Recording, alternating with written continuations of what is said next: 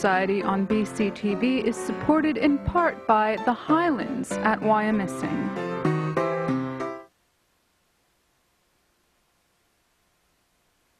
Hello and welcome to the monthly program of the Historical Society of Berks County. I'm your host, George M. Miser IX, President of the Historical Society of Berks County and publisher of the Historical Review of Berks County, the Society's quarterly magazine, published continuously since October of 1935. Not incidentally, most back issues of the review are available from the 1930s to the present time. It should be noted that this program is telecast live on the first Wednesday of each month at 7. It repeats this Friday at 10, Saturday at 6 p.m., and Sunday morning at 9 a.m. Welcome all to our April 2nd, 2008 program. Sorry, May 7th, 2008. Seated beside me is my co-host, Gloria Jean Miser. To her left is Sime Bertlett, Executive Director of the Historical Society of Berks County, and Joshua K. Blay, Associate Director and Curator of Museum Artifacts. Good evening, sir. Good evening. Welcome all to our program. The Society's museum, library, gift shop, and exhibition hall are open Tuesday through Saturday from 9 to 4. The shop is fully stocked with Reading and Berks histories by a variety of present-day and old-time authors. A number of unusual pottery pieces by Lester Breininger and other pottery of note are now in stock. We remind viewers that for $30 a year, you can be one of us, a member of the Historical Society of Berks County. Membership in the Society includes our prize-winning quarterly magazine, the Historical Review of Berks County. Membership includes unlimited use of the museum and library. Incidentally, family memberships, all living in the same house, are $40 a year. And while we're on the subject of memberships, we remind you that Berks Community Television, now observing its 31st anniversary, is a survivor in a tough venue and a unique entity in that it's interactive. You are encouraged to call in with questions and comments.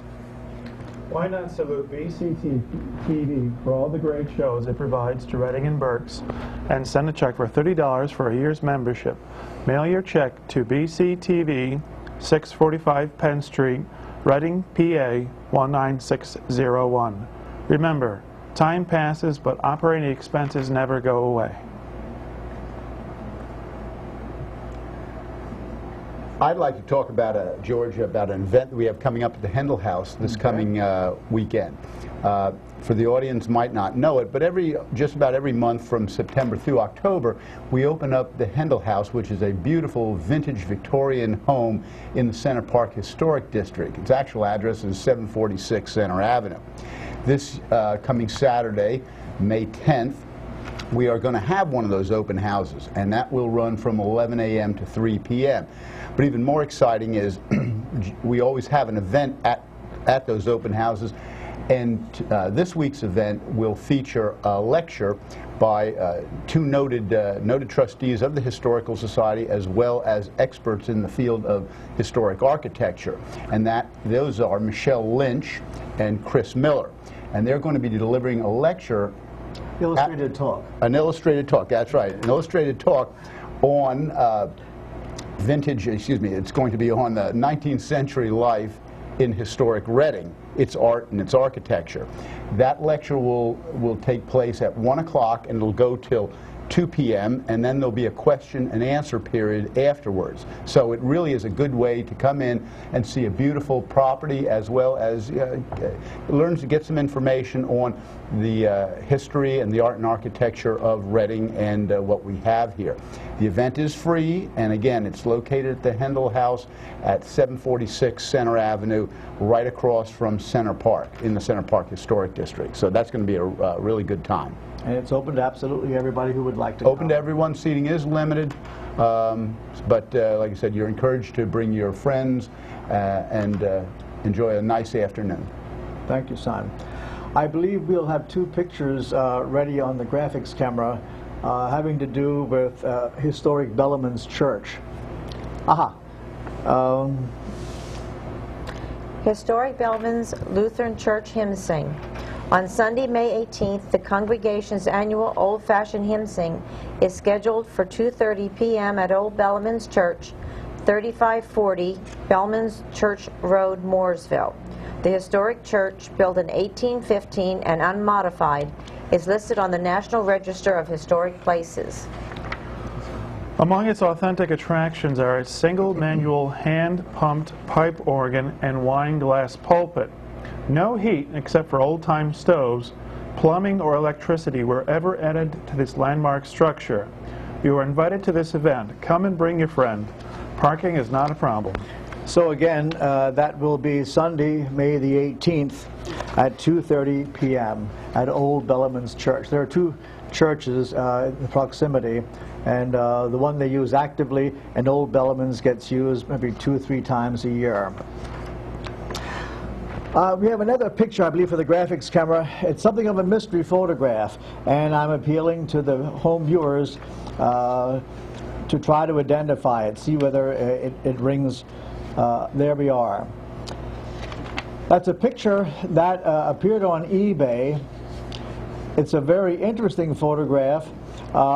Maybe we can zoom in a little bit on that far right after a bit. It appears to me that there might be an Amishman standing in the middle of the bridge looking down.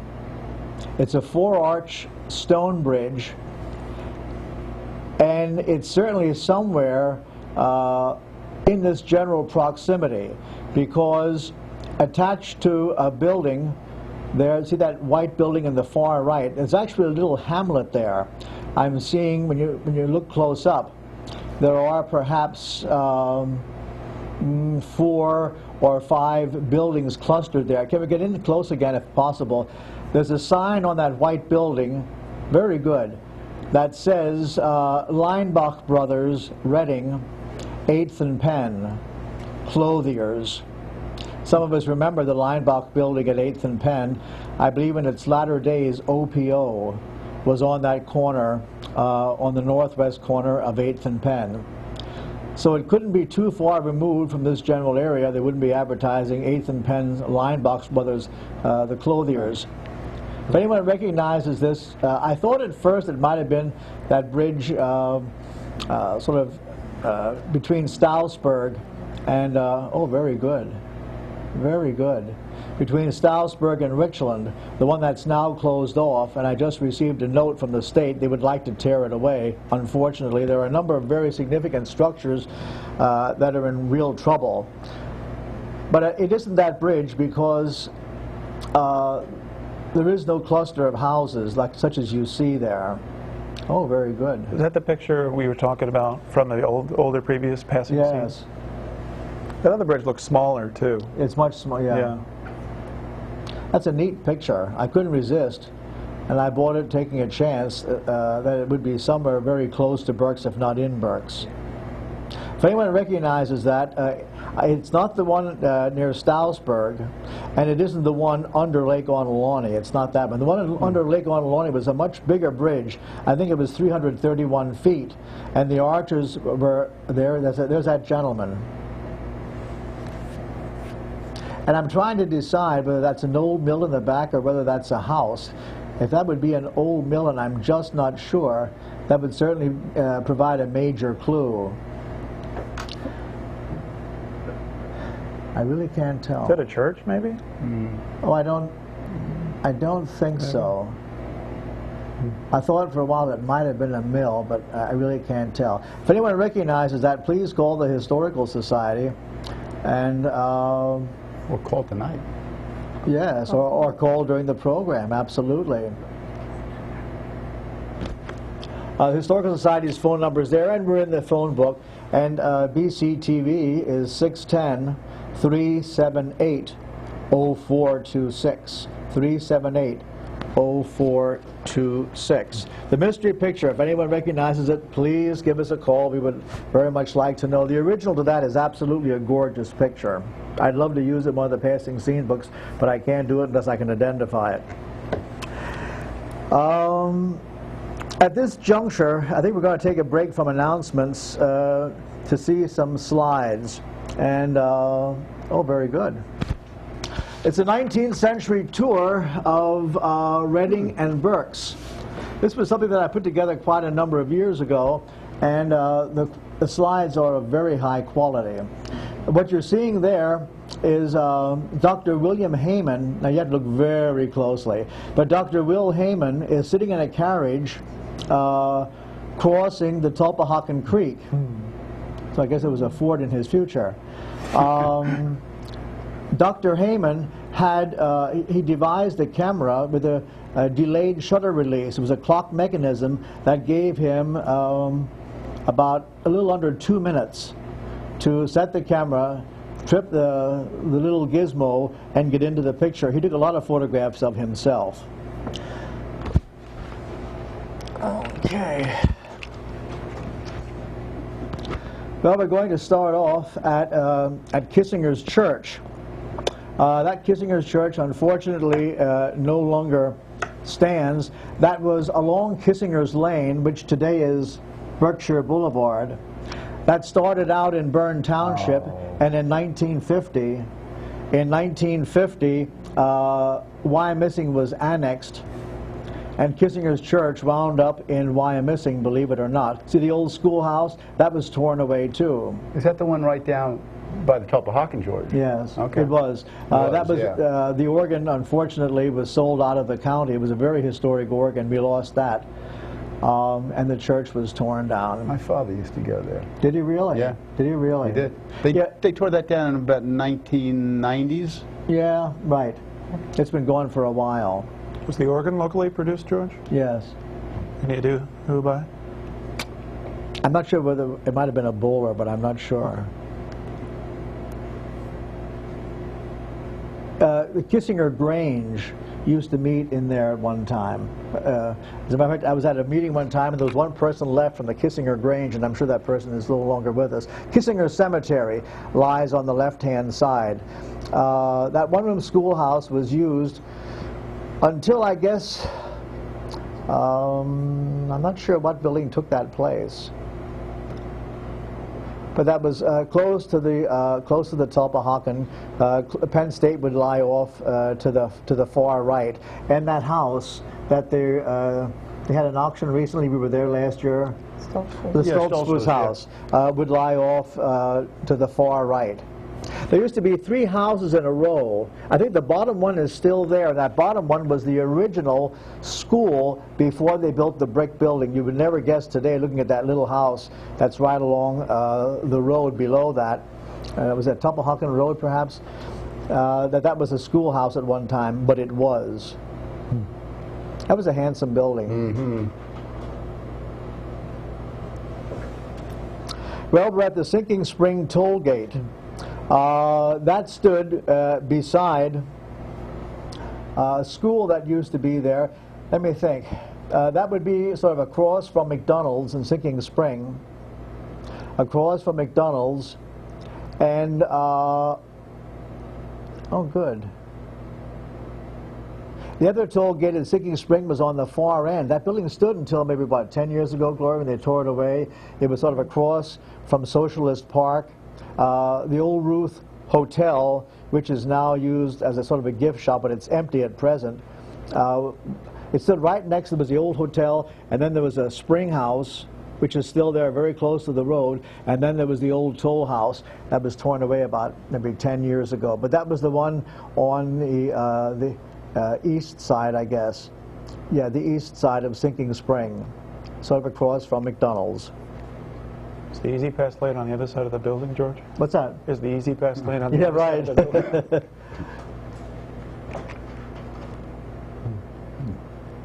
Well, we're looking at the Frank Schneider gun barrel factory. South end of Moulton. Nathaniel Schneider, later 1831, 1906, later ran it.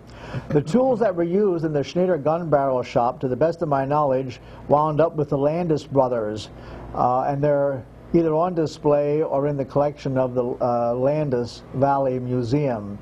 The Landis brothers started that, and they left that, and their holdings became a museum.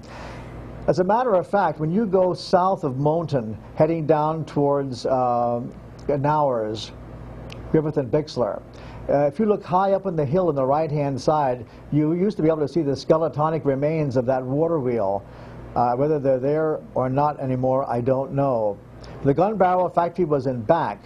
What they did in later years was they put a cider press in front of it. That's what that was.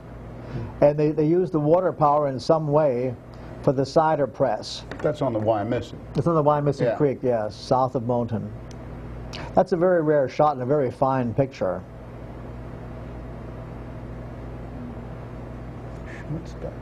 Yeah.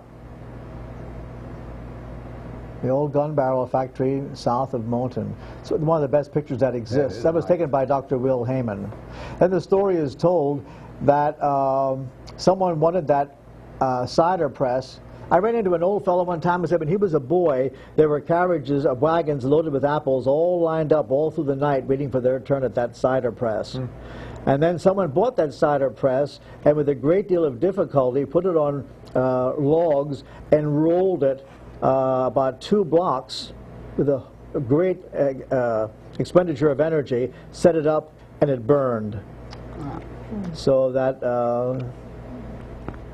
that was the cider press in the front. If you were looking off to the right, you were looking down to that road that connects the south end of Moulton with the road that goes down to Griffith and Bixler at Canowers or Nowers. A neat picture. That's Robizonia, and we have the hotel at Robizonia, and you're looking at the Burnville stagecoach. You know, they ran those stagecoaches to Burnville with the mail for a surprisingly long time. You would think that they would have been replaced with motorized vehicles by about the time of the First World War, but they actually ran later.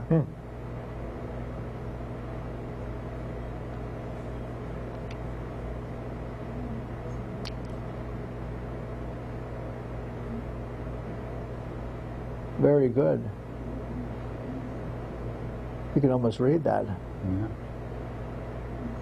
That's the Mansion House Hotel. When you're heading towards Wilmersdorf and going through Robizonia, it was right on the corner, and it would be on the right-hand side, the north side, as you would be heading up towards Wilmersdorf.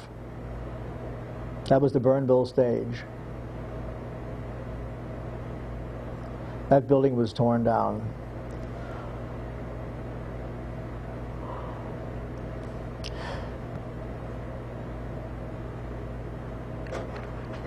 See what I mean about goods lines? That was such a handsome building. It still stands, but they've taken away about every other window, I guess, sort of blocked it in.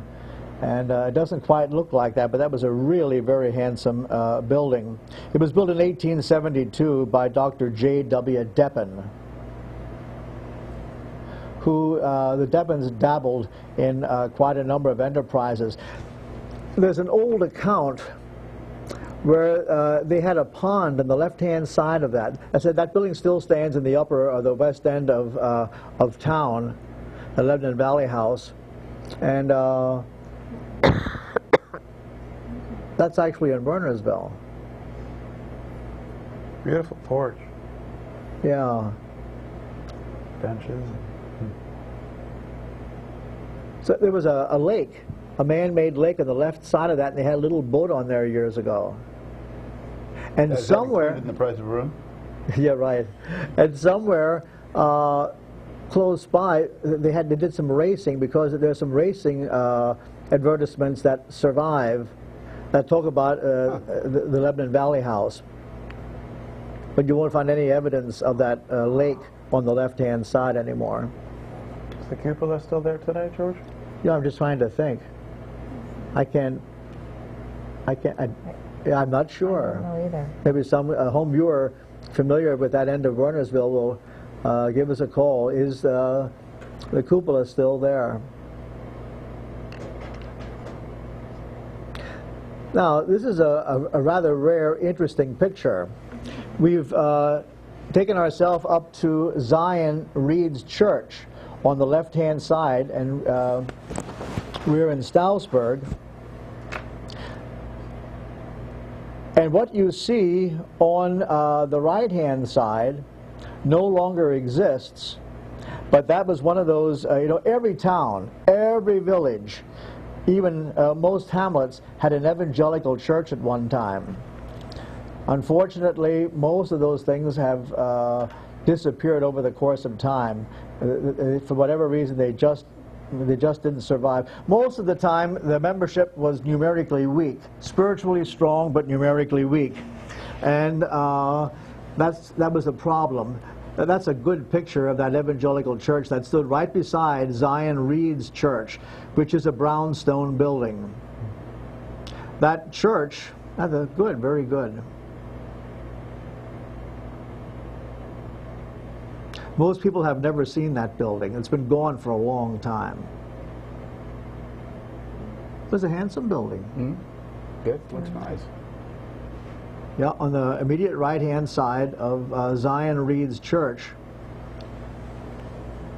That church is a very interesting structure in that the lower courses of the brownstone building are made of canal stone, taken from a nearby lock when the Union Canal stopped operating in October of 1884.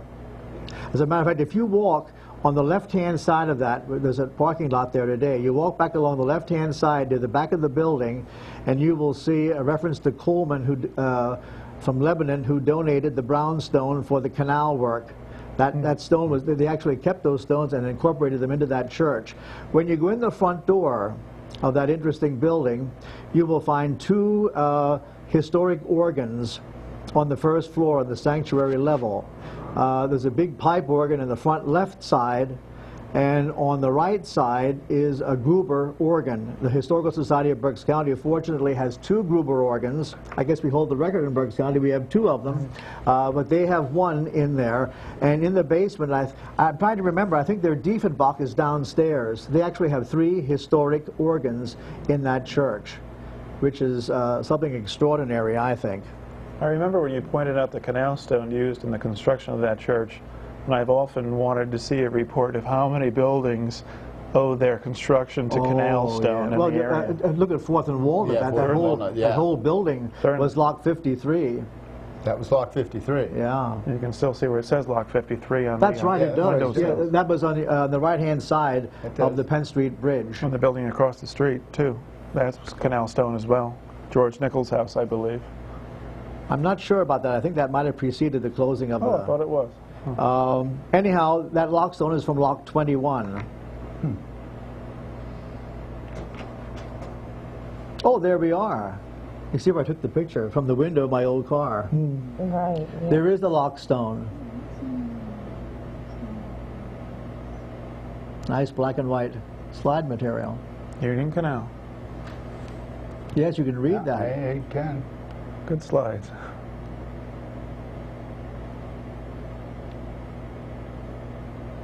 I think it's interesting that they actually use those stones in the church wall. I mean, that's... Did they have to contract? I mean, when they tore that down, was it free for the taking, or did they? I wonder. Finders keepers. Finders keepers, right? A lot of bridge abutments in western Berks were made from Union Canal stone. When the canal closed, and it was never going to open again in October of 1884, the people just grabbed stone. So if you had the crews to get it out of there, right. you could get it out of there. Yeah. Well, you need the manpower too. Those stones are heavy. You better believe it. Was there a lot of building at the time they built the canal, of buildings, public buildings or private buildings of same stone made by canal? Because I've heard that of other canals around the Northeast. Really? That the stonemasons would also do private homes or commercial buildings while working on canal stone. I think the date on that one lock was 1824. Wow, what happened to that? Oh, there are two slides together. That's what happened to that. Well, isn't that interesting? The new mill and the old mill are on the same picture. How's that for? Actually, how did that happen? What you're seeing, the front building, the brick one, was Burkholder's Mill. That used to be, or Royer's Mill, that used to be at Stroudsburg. You go to the far end of Stroudsburg, you would turn left and take that road into Ray Street in Richland, and that mill burned, and that was taken away 15, 20 years ago, probably. And in the background is the Brooks Grist Mill. That was on the main street. It fronted on the main street in Birdsboro. When you come into Birdsboro from 422, and you come to the light where they sell Chinese food and soft ice cream, I guess, you turn left and you go about a block, and right across from the present-day bank building in Birdsboro was that mill. It fronted on the main street. 724? Yeah, 724 is correct. I remember they tore that down. They tore that down around the bicentennial, about 1976, because on a busy Friday afternoon, everyone was getting into bank. I was in the middle of the street with an 8x10 view camera with a tripod, taking my life in my hands, trying to get a high-quality picture before the thing disappeared. That was 1976. Funny how you remember some things. That mill was owned, of course, like everything else in Birdsboro, by the Brooks. That dated from the 1850s, and it was torn down during the bicentennial year of 1976. Because I think they started tearing it down the next day after I was there. So I was determined I wasn't going to move till I got the pictures that I wanted.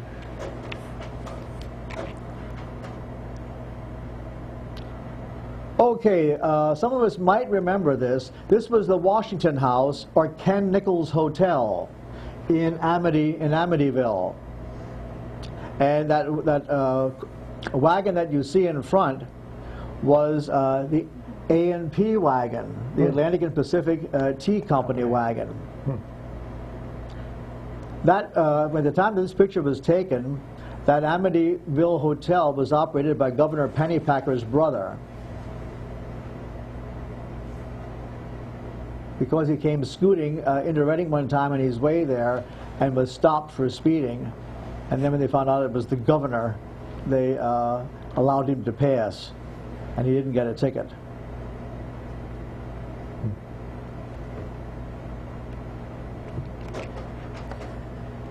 Very rare picture. The Pleasantville, the Independent Lutheran Church at Pleasantville. Long gone. Part of the front wall still stands. When you're on the Ole Turnpike and you cross the covered bridge, and the old toll house is on the right-hand side, and across the road on the left-hand side is the old Yoder homestead.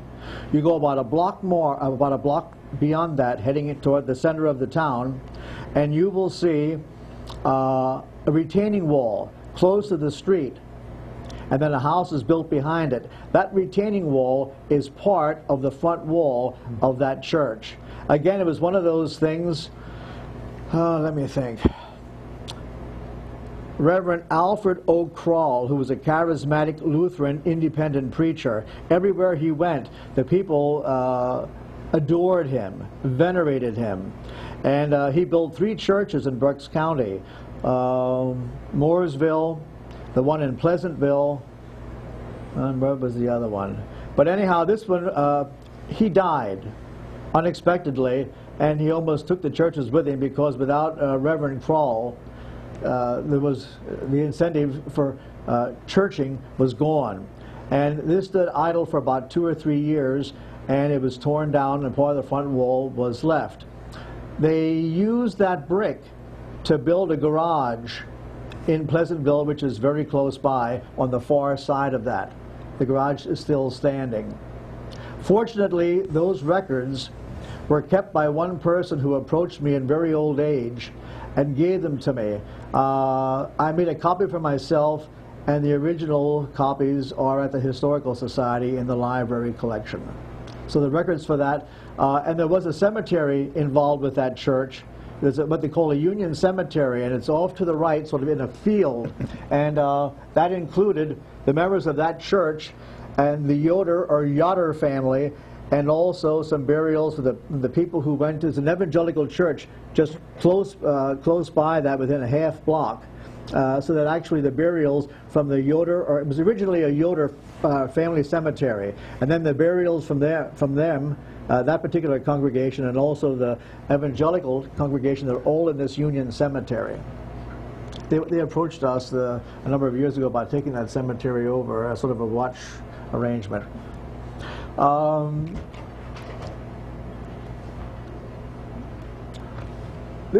Some of you people, I'm sure, will recognize the building in the background, that brick building, because it stands today. You don't recognize the blacksmith shop, which was Linebox Blacksmith Shop along Perkiomen Avenue. Along Perkiomen Avenue. Dr. Foster, is it John?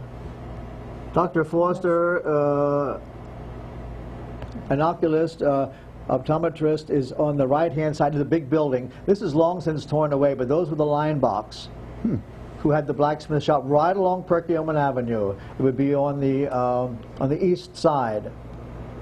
Let's see what's close to that. But that's right. It's almost right next to Wendy's. Yeah, Wendy's would be in the far side of that. Huh.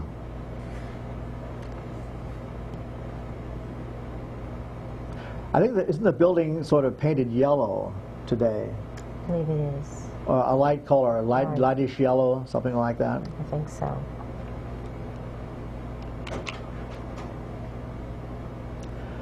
We're going to have some very interesting pictures on this in the next Passing Scene book that comes out. That was, and I just, by the way, bought a very interesting postmark, a letter postmarked along about 1871 for Exeter Station. That is, Exeter Station is right beyond the old Kissinger Hotel. You see that signal up there, the railroad signal, Joshua. That little building to the immediate right of that was the station. They had a terrible wreck there in the 1890s, and the place got a very bad reputation. And in consequence of that, they renamed the village Lorraine. They were in the process of restoring that hotel, and unfortunately, some kids torched it, which was a crime, and they tore it away. The hotel is gone. The signal there, you mentioned it before, that's called an order board, and literally someone inside the depot there could adjust the signal to make a train stop there if necessary. So it was like a flag stop, one of those things? Not quite a flag stop, but same basic principle. Now, behind that, and on the far side of the hotel, there was a general store and post office. And I remember Mr. Levan, I think, was the last postmaster at Lorraine. Maybe someone can correct me on that. We'll hit one or two more slides, and then we'll... that would be looking towards Reading. Looking west, yeah.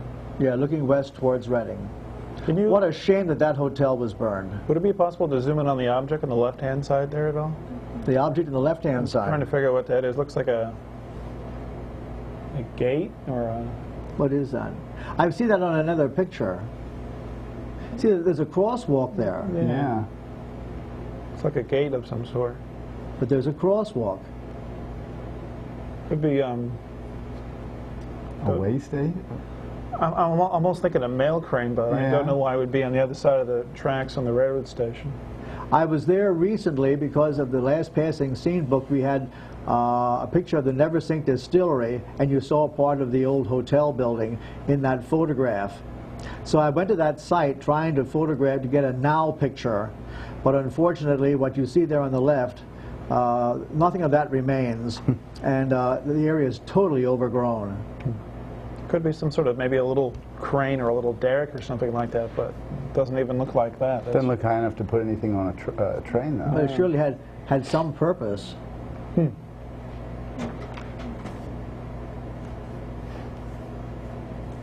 Oh, we're at Mertztown. And that depot still stands. We had a picture of that, I believe, in the last book, in the last Passing Scene. There's another one of those, what they call order boards right there. Oh, yeah. That's on the northern fringe of the county, Mertztown is. Yep, that depot is restored. There's a business now there. Well, they were using it for storage. Yeah, they still get rail service there. The company makes epoxies and whatever. It's a rather well known. Anyhow, that church still stands. It's a very, very handsome church. That's St. Paul's, 1837. Reuben Trexler, the Iron Master of Eastern Berks, gave the land for that.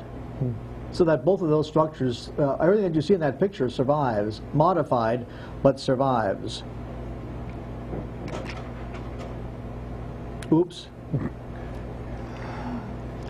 Bad day. You recognize that, Joshua? I sure do. This is the Shoemakersville train wreck. They had two trains, one derailed into the, let's see if I can get this right. There was a coal train either moving north or south. It derailed, and the train following right behind it smacked into that one, which spilled wreckage off to the side to another track, and a passenger train. This either happened late at night or early in the morning. Passenger train going by soon after the other two wrecks unfortunately hit the debris on the track that the passenger train was on and fell right into the river there. I forget how many people were killed. Something maybe about 20-something were killed. It was nasty. 40-something were injured. We have a couple photos in the library collection. This is actually in our rarity exhibit, which I'll talk about very shortly. But we have a bolt. Sorry, it's a nut that was actually removed from one of the locomotives, and somebody stamped on there the locomotive number the bolt was removed from, as well as how many people were killed and how many people were injured, sort of a souvenir. But you can see they would have been using wooden passenger cars at this time, and you can see the wreckage at the bottom right to see how nasty it got. Often when they had accidents, they would telescope, which is, if you imagine a telescope collapsing onto itself, think of a wooden passenger car being gutted inside, telescoping into another passenger car, and you can imagine what's happening to the inside of that passenger car, to the contents. Oh, yes. Inside. It was not... it was probably harmful to the people as well. It was incredibly harmful. They often said back in the day of wooden passenger cars, before the advent of steel underframe or steel passenger cars, that the best place to sit on a passenger train was in the middle of the train, in the middle of the car. That way, if you were ran from behind or up front, you had a reasonable chance of surviving in the middle of the train. Wow. Year of the accident? 1889. Yes, very good. 1889 is right. You certainly know your history. I think we're going to... And one of the gentlemen riding on the passenger train who was killed was one of the prosecutors or one of the defense for the Molly Maguire trials. Really? Yeah, I believe so. Huh. Yeah. Why, it might have been sabotage. You know, we had Molly Maguires in Berks County, but that's a whole other story. You get the conspiracy theories going. Oh, yeah, right. I think we're going to switch over again. I believe, Sam, you let me see here. I believe, Sam, you're going to talk about the fundraiser. Yeah, we do have a great event coming up at the Historical Society, and I know that George has known me for about 2 years now, and he knows pretty much my motto is, if there's ever a good time for a party, we're going to take advantage of it. So, but we have, in conjunction with the All Aboard celebrating the 175th anniversary of the Reading Railroad, we are hosting a fundraising event on June 28th. That's a Saturday night of 2008. And that event is called All Aboard, celebrating the 175th anniversary of the Reading Railroad. And any time that we can have a great fundraising party and it fulfills the mission of the Historical Society of Berks County, so much the better, and this does just that. You know, we put on a lot of youth education programs at the Historical Society throughout the year. In 2007, we hosted over 3,500 school children from Berks County. And most of those programs are offered free, okay, or at worst, very little charge to them. So we look for ways that we can raise revenue to promote, to put on more events such as that. And this is just one such event. And this is going to be a picnic at the historic Five Springs Farm just outside of Yellow House. For those of you who are on the 3 Centuries in Berks Historic Property Tour, you'll remember this farm. Beautiful property, about 3/10 of a mile south of Yellow House on Route 662. Well, this is going to be an ox and a pig roast, and it's going to be for approximately 250 guests. Invitations will be going out this coming Friday, and so look for them in the mail if you're a Historical Society member. That's one of the benefits of being a member of the Historical Society. But also, if you're not, this is a good time to join, but you can call the Historical Society to get more details on it. And a really fun part of the evening is that when I was talking to our exhibit underwriter, the Norfolk Southern Corporation, telling them about my idea for this fundraising event, they said, well, do you have any entertainment? And I said, well, I'm working on that right now. And they said, well, if I might make a suggestion, they said, we have and have had since 1951 a national touring country western band called the Norfolk Southern Lawmen, and we would be delighted to provide that entertainment band for this fundraising event. And naturally, I immediately jumped on the chance. And there on the monitor is a cover liner for one of their CDs, and they are really quite good. I think, George, you have a couple of cuts. I believe I have something that I can play so to give folks a general idea. Let me see here.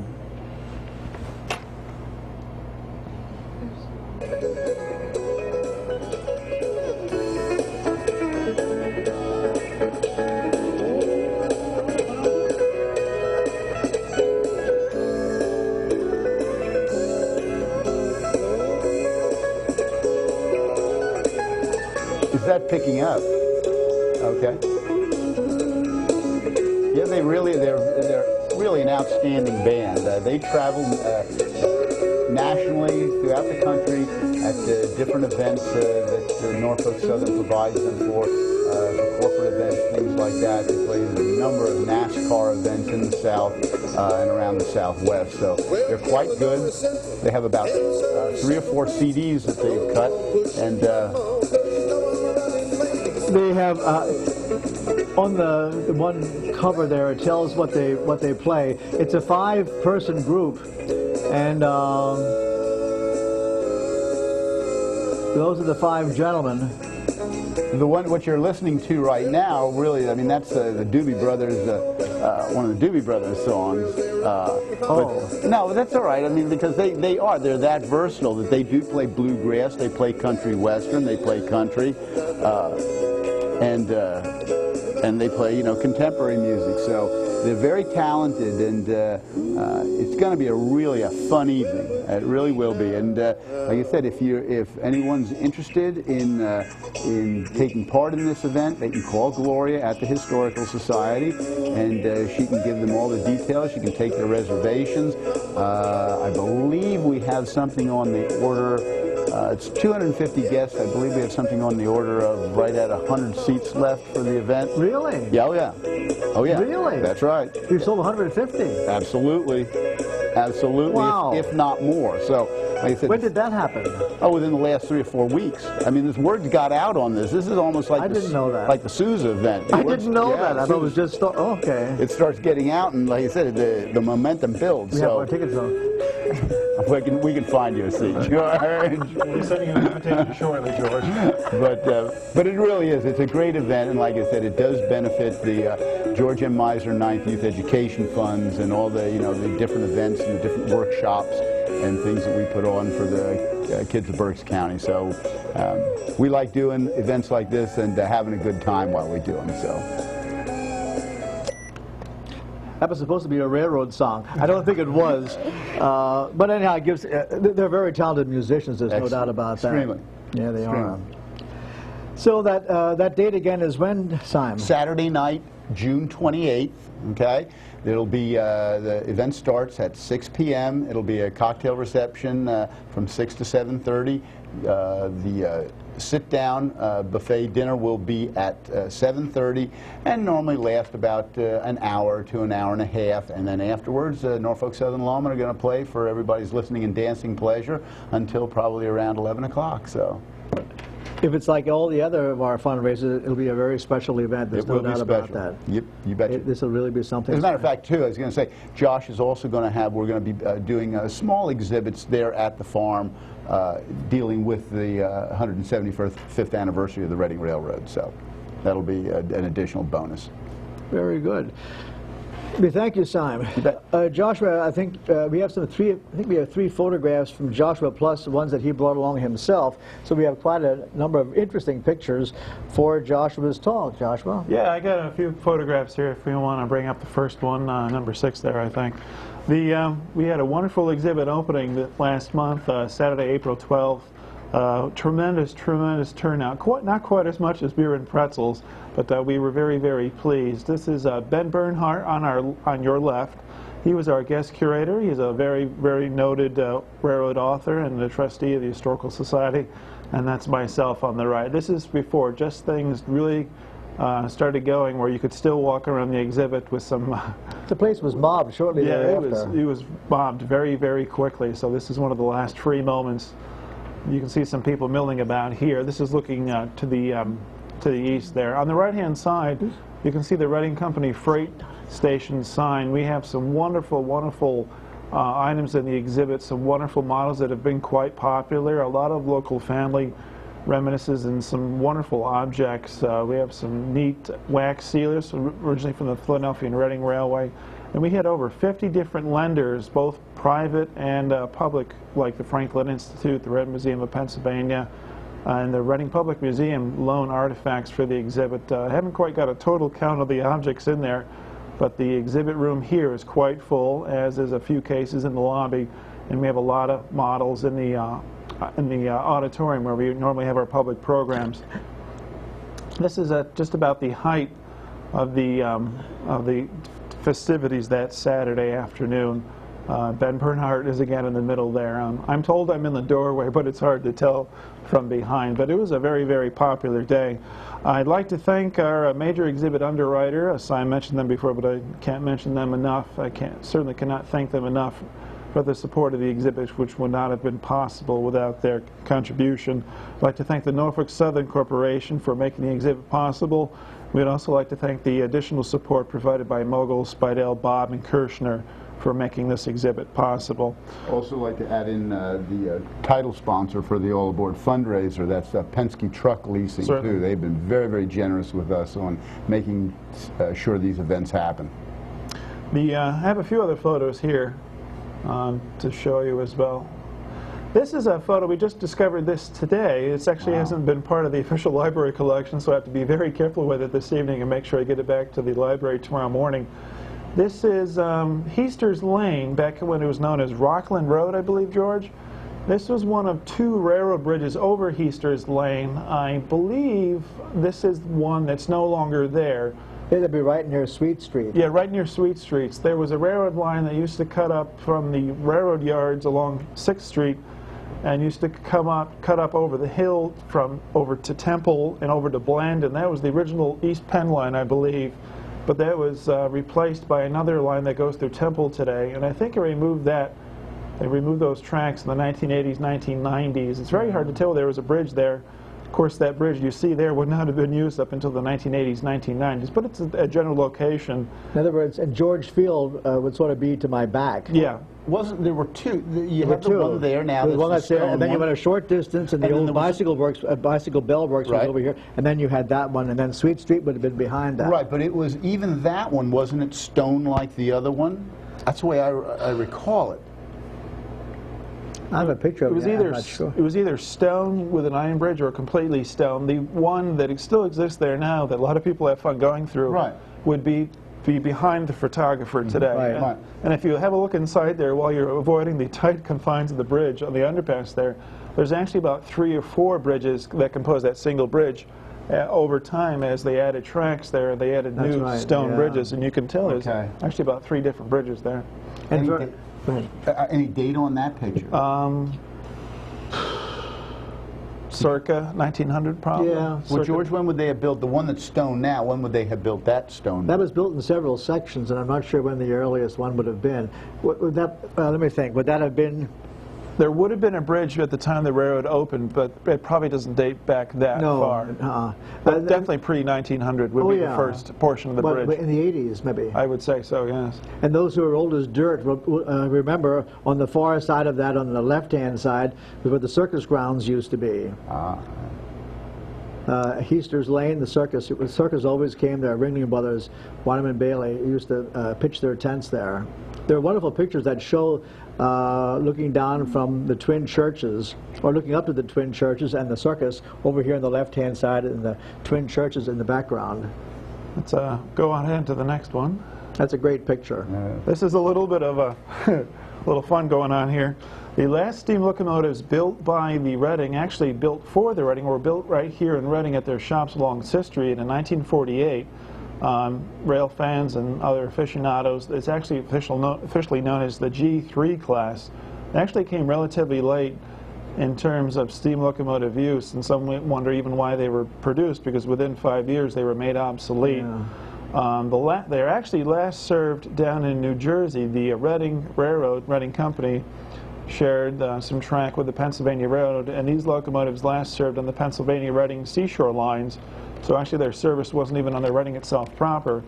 But after they were replaced in the early to mid-1950s, they were brought back to Reading for a while in storage just in case, and none of them ended up being saved. However, the company, the Reading Company, did offer the city of Reading a locomotive, one of the last. This is depicted number 217 here. The last locomotive made was 219, but the railroad offered the city of Reading a locomotive for display at City Park. The city, unfortunately, either because of liability or cost, did not want to have a locomotive in City Park, so unfortunately they were lost forever. Somebody had a little fun here, and this was part of an April Fool's. Cliff Yike used to do those for the Times. So and you can see the scale's a little off, but it's still a really neat picture. So it's depicted putting a locomotive behind the main anchor along City Park there. 11th Street. There are 9 locomotives from the Reading survived, 9 steam locomotives from the Reading survived, but none of this G3 type.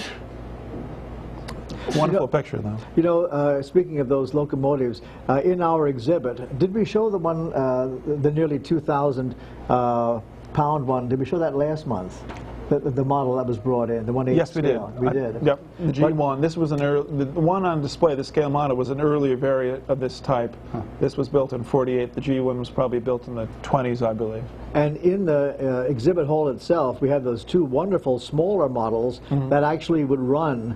They're called live steam models. Yeah, the live steam models. No. Was the one, what is it, the Catawissa or Hiawatha? One is the Hiawatha. It's a Camelback beautiful, type. Cute little model. Blue boiler locomotive. Beautiful, beautiful. That's a treasure. Remember what the other one was on the other side? It's called the Idaho. It's a very unique looking locomotive. Right. Let's go through the next series of photographs. I got a little story here. This is Elm and Reed Street in the city of Reading. 2 locomotives were brought into the city of Reading in 1968. Now, the Reading Company, which had the Rambles, finished the Rambles by 1964, and they got rid of their steam locomotives. But even before that, they would loan locomotives to various industries, including Cartech and American Train and Cable, for companies that needed a lot of steam very fast. They were essentially portable steam generators. But by 1964, Reading had gotten rid of all their steam engines, and in 1968, Reading Steam Heat, which is just off to the left of the photograph, Reading Steam Heat faced some serious boiler repairs, and they needed steam, but the Reading Company got rid of their steam engines. So they were actually able to get in contact with a gentleman who owned 2 steam locomotives himself, 2 former Canadian Pacific steam locomotives, and they were brought down into Reading and parked right here. There was a scrapyard on the left, so they were parked on a siding meant to service the scrapyard. And you can see pipes. The locomotives were put back to back. You'll see shortly why they were put back to back. But the Reading Company was in charge of 1 man per engine for the Reading Company. They would service both engines. Normally, you would have a steam locomotive operating with a fireman and an engineer, but since these engines weren't going anywhere fast, 1 person per engine was enough. Apparently, the gentleman operating the engines got into some trouble because they made a little too much smoke, and they had a little fun ringing the bell and blowing the whistle, and some residents of the area weren't too happy about that. You can see here the contractor, I believe it might have been Wirtz. You can see the pipes running through the street, emergency temporary use, but that's the steam pipe connection to the locomotives you see in the background on the bridge there. On the right-hand side, incidentally, that's the Reading Cold Storage. That building is still there in very, very sad shape. But they were also a rare customer at one point. And on the left there is the Bosch Steam Car Factory. Now, we should mention that it was attorney Leon Ehrlich, who still practices in Reading, was in charge of the then bankrupt Reading Steam Heat. For the benefit of some of the younger people, many of the center city buildings didn't have their own heat supply, so they used to send steam heat underground to the courthouse used to have it, Sailors, Food at 4th and Penn used to have it. A lot of the stores in Penn Street area were operated with city steam heat. And do you remember years ago you'd be driving up 5th Street on a certain kind of, Sure. yeah, on a cold day, and you'd see the steam coming up from the street. Yeah. And that was because of the Reading steam heat. There were actually places that sent air conditioning underground, if you can believe that. Atlantic City had air conditioning underground. How they moved it, I can't imagine, but they did have. But at Reading, and it was because of the steam heat going out of business that Sailors closed. Wow. This is the last of the series here. We don't know who the gentleman is on the right-hand side, but he's standing right between the backs of the two locomotives at the rear of each tender. Those two pipes there would have been connected to the rear of the locomotive to provide the steam heat. The locomotives didn't stay all that long because the Reading Steam Heat Company was in such dire straits. They couldn't afford to pay the $100 per engine per day, so it was $200 for the two engines. They were in such bad financial shape that they couldn't afford to pay the locomotive owner anymore, so they left prematurely before the work was even completed. And the pipes underground were leaking all over the place. And the rest they were is losing history. No. Yes, goodbye. Thank you for spending the past 55 minutes with the Historical Society of Berks County. Be aware this program repeats this coming Friday at 10, Saturday at 6, and Sunday morning at 9 a.m. Tell your friends about our program, which is on live the first Wednesday of each month at 7. Thanks to program participants Gloria Jean Miser, Sime Bertlet, and Joshua Blay. I'm your host, George M. Miser the Ninth. Thanks for watching. Goodbye.